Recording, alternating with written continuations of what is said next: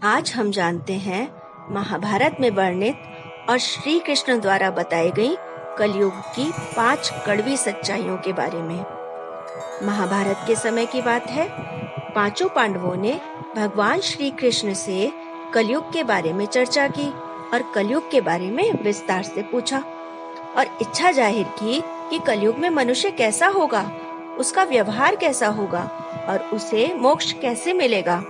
इन्हीं प्रश्नों का उत्तर देने के लिए भगवान श्री कृष्ण कहते हैं कि तुम पांचों भाई वन में जाओ और जो कुछ भी दिखे वह आकर मुझे बताओ, मैं तुम्हें उसका प्रभाव बताऊंगा। पांचों भाई वन में चले गए। युधिष्ठिर ने देखा कि किसी हाथी की 2 सूंड हैं। उन्हें यह देखकर आश्चर्य बहुत हुआ। अर्जुन दूसरी दिशा में गए। वहाँ उन्होंने देखा कि एक पक्षी है और उसके पंखों पर वेद की ऋचाएं लिखी हुई हैं, पर वह पक्षी मुर्दे का मांस खा रहा था। यह भी आश्चर्य की बात थी। भीम ने तीसरा आश्चर्य देखा कि गाय ने बछड़े को जन्म दिया है, पर बछड़े को इतना चाट रही है कि बछड़ा लहूलुहान हो जाता है। सहदेव ने चौथा आश्चर्य देखा कि 6-7 कुएं हैं और आसपास के कुओं में पानी है, किंतु बीच का कुआं खाली है। बीच का कुआं गहरा है, फिर भी पानी नहीं है। पांचवे भाई नकुल ने भी एक अद्भुत आश्चर्य देखा कि एक पहाड़ के ऊपर से एक बड़ी शिला लुढ़कती लुढ़कती आती और कितने ही वृक्षों से टकरा जाती, पर उन वृक्षों के तने उसे रोक नहीं पाते। कितनी ही अन्य शिलाओं के साथ वह टकराई, पर वह रुक न सकी। अंत में एक अत्यंत छोटे पौधे का स्पर्श होते ही वह स्थिर हो गई। पांचों भाइयों के आश्चर्य की कोई सीमा न रही। शाम को वे श्री कृष्ण के पास गए और अपने अलग अलग दृश्यों का वर्णन किया। युधिष्ठिर कहते हैं कि मैंने 2 सूंड वाले हाथी देखे, तो श्री कृष्ण कहते हैं कि कलयुग में ऐसे लोगों का राज्य होगा जो दोनों ओर से शोषण करेंगे, बोलेंगे कुछ और करेंगे कुछ। ऐसे लोगों का राज्य होगा, इसलिए तुम उनसे पहले राज्य कर लो।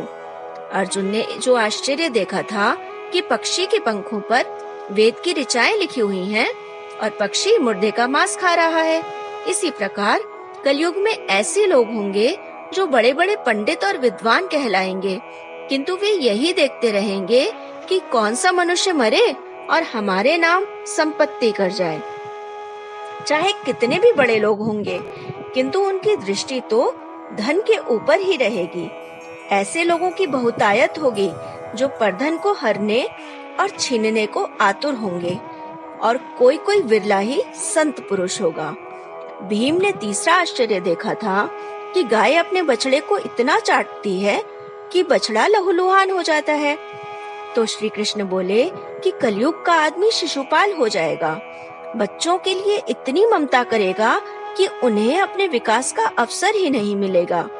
किसी का बेटा घर छोड़कर साधु बनेगा तो हजारों व्यक्ति दर्शन करेंगे, किंतु यदि अपना बेटा साधु बनेगा तो रोएंगे कि मेरे बेटे का क्या होगा।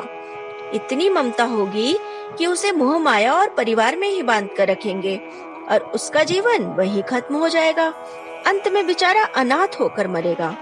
वास्तव में यह एक भयंकर कलयुग की सच्चाई है। तुम अपने शाश्वत संबंधों को जानो।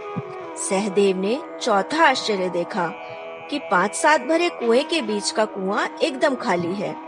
कलयुग में धनाढ्य लोग लड़के लड़की के विवाह में, मकान के उत्सव में, छोटे बड़े उत्सवों में तो लाखों रुपए खर्च कर देंगे, परंतु पड़ोस में ही यदि कोई भूखा प्यासा होगा तो यह नहीं देखेंगे कि उसका पेट भरा है या नहीं।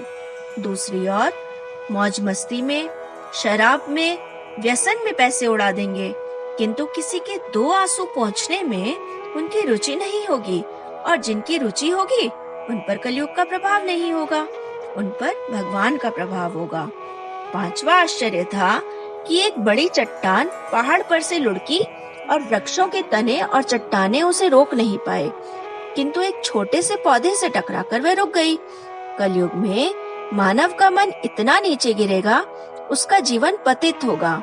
यह पतित जीवन धन की शिलाओं से नहीं रुकेगा, ना ही सत्ता के वृक्षों से रुकेगा, किंतु प्रभु नाम के एक छोटे से पौधे से, हरि कीर्तन के एक छोटे से पौधे से ही मनुष्य जीवन का पतन होना रुक जाएगा। तो दोस्तों, ये थी आज की कहानी। अगर आपको ये कहानी अच्छी लगी हो तो इसे लाइक करें, शेयर करें और मेरे चैनल मनमोहक कहानियाँ को सब्सक्राइब करना ना भूलें। तो मिलती हूँ फिर एक नई कहानी के साथ। Till then, bye.